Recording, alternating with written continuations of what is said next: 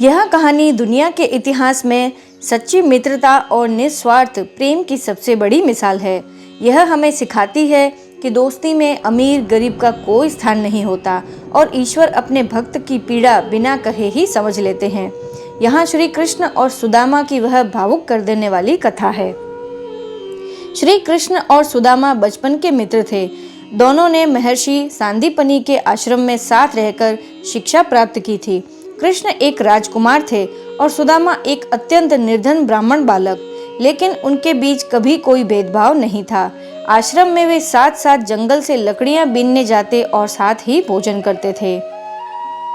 शिक्षा पूरी होने के बाद कृष्ण द्वारका के राजा बन गए, जबकि सुदामा अपने गांव लौट गए। सुदामा का जीवन बहुत ही तंगहाली में बीत रहा था। उनके पास न पहनने को अच्छे कपड़े थे, न ही परिवार के लिए पर्याप्त भोजन। कई बार तो उन्हें और उनके बच्चों को भूखे पेट सोना पड़ता था।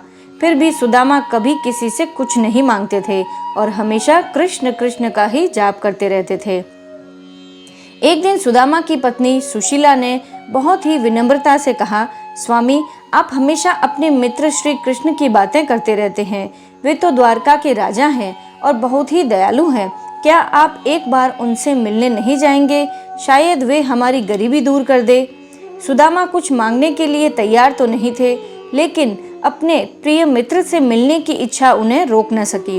उन्होंने सोचा, मैं खाली हाथ मित्र के घर कैसे जाऊं?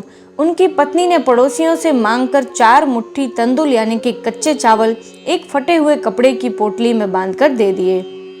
सुदामा पैदल चलते हुए फटे कपड़ों में नंगे पैर द्वारका पहुंचे। महल के द्वारपालों ने जब उस निर्धन ब्राह्मण को देखा तो वे हंसने लगे, लेकिन जब सुदामा ने कहा कि वे कृष्ण के मित्र हैं तो एक द्वारपाल संदेश लेकर भीतर गया। जैसे ही कृष्ण ने सुदामा का नाम सुना, वे अपना राजसी वैभव, जूते और सिंहासन सब छोड़कर नंगे पैर दौड़ते हुए महल के द्वार तक आ गए। उन्होंने सुदामा को गले से लगा लिया। आंखों में आंसू भरकर कृष्ण बोले, मित्र, तुम इतने साल कहाँ थे? महल के भीतर ले जाकर कृष्ण ने सुदामा को अपने ही सिंहासन पर बिठाया। उस समय की परंपरा के अनुसार अतिथि के पैर धोने के लिए परात में जल मंगवाया गया, लेकिन सुदामा की फटी एड़ियां और गरीबी देखकर कृष्ण इतने भावुक हुए कि उनके आंसुओं से ही सुदामा के पैर धुल गए। देखी सुदामा की दीन दशा, करुणा करिके करुणा रिधि रोए। पानी परात को हाथ छुयो नहीं, नैनन के जल 100 पग धोए। सुदामा अपनी चावल की छोटी सी पोटली को बगल में छिपा रहे थे। उन्हें लग रहा था कि इतने बड़े राजा को मैं ये तुच्छ चावल कैसे भेंट दूं। कृष्ण ने मुस्कुराते हुए वह पोटली छीन ली और बोले, भाभी ने मेरे लिए उपहार भेजा है और तुम मुझसे छिपा रहे हो। जैसे ही कृष्ण ने पहली मुट्ठी चावल खाए, उन्होंने सुदामा को पृथ्वी का वैभव दे दिया।